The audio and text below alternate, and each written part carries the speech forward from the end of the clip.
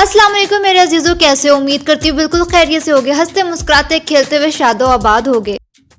आज हम बात करेंगे चंद मुख्तसर पॉइंट्स पर जो हमारी ज़िंदगी में हालात हैं, इन सबको मद्देनज़र रखते हुए। ठीक उसी तरह जिदा वड्डे ताई ताई और निक्का चाचा चाची ते वड्डे तो लैके निक्का मामा मामी साड़ी खुशियां नज़र रखते हैं। खैर आप सोच रहे होगे इसने तो सबका नाम ले लिया, क्योंकि मेरी ज़िंदगी में कोई भी मुखलिस इंसान नहीं है, सो मैं सबका ही कहूँगी। तो बढ़ते हैं, आज हम बात करेंगे सबसे पहले नेकी की। अजीज़ों, नेकी अगर वाकई में नेकी समझकर की जाए तो फिर नेकी छोटी हो या बड़ी दोज़ख हराम कर देती है। और अगर नेकी एहसान जताने या दूसरों को अपना गुलाम बनाने के लिए, उनको नीचा दबाने के लिए की जाए तो वो फिर अल्लाह को नाराज़ करने के लिए होती है। वो फिर कोई नेकी नहीं रहती। अजीज़ों, कुछ लोग एहसान इसलिए भी करते हैं कि हम दूसरों पे अपना रौब दबदबा बना सकें। एक बात हमेशा याद रखिएगा, जो हक को छोड़कर इज्जत का तलबगार होता है वो ज़लील होकर रहता है, और जो हक के साथ दुश्मनी रखता है ज़िल्लत उसका हमेशा के लिए मुकद्दर बन जाती है। इसको अपने दिमाग में बैठा के रख लें। अजीज़ों, बात करेंगे मुनाफिकत की। आजकल लोगों को रास भी चक्करबाज मुनाफिक लोग ही आते हैं। मुखलिस वफादारों को तो ज़हनी मरीज और ख़ानदानी पागल होने का लक़ब से नवाजा जाता है। बंदा ऐसे लोगों से पूछे कि कोई मुनाफिक को भी किसी मुनाफिक से कभी कोई फ़ायदा हुआ है? ऐसे ही नहीं कुरान मजीद में लिखा गया, इंसान खसारे में है और अल्लाह बेहतर जानता है, तुम नहीं। लोग अपने गिरेबान में झांकते नहीं और दूसरे पे तोहमत लगाते हैं और अपने आप को बहुत ही आला समझ रहे होते हैं।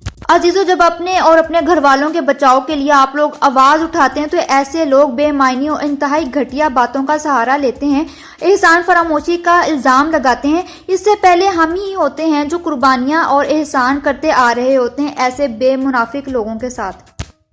अजीज़ों, अब बात करेंगे पैसे के गरूर की। पैसे का गरूर और खुद पसंदी एक बहुत बड़ी बीमारी है। इसका शिकार इंसान अपने आप को हमेशा सही और दूसरों को गलत समझता है। उसे अपने आप में 100 खूबियां नज़र आ रही होती हैं और दूसरों में 100 बुराइयां नज़र आ रही होती हैं। इसलिए वो ना रिश्ते अच्छे तरीके से निभा सकता है और ना खुश रह सकता है। उसका ज़्यादातर वक्त दूसरों में ऐब ढूंढने में ही गुजर जाता है। चूँकि वो अपने आप को बेहतर समझ रहा होता है, इसलिए दूसरों को हकीर समझता है। ऐसा शख्स आमतौर पर जाहिल होता है, वाकई में जाहिल होता है, क्योंकि वो जहरियत में अपने आप को हक पर समझ रहा होता है। यही बीमारी इब्लीस को भी थी और जिसकी वजह से वो जन्नत से निकाला गया। जरा अपना मुहासबा भी कीजिए अजीजों, कहीं ये बीमारी आपके अंदर तो नहीं है? आसपास के लोगों में ये बीमारी बहुत पाई जाती है।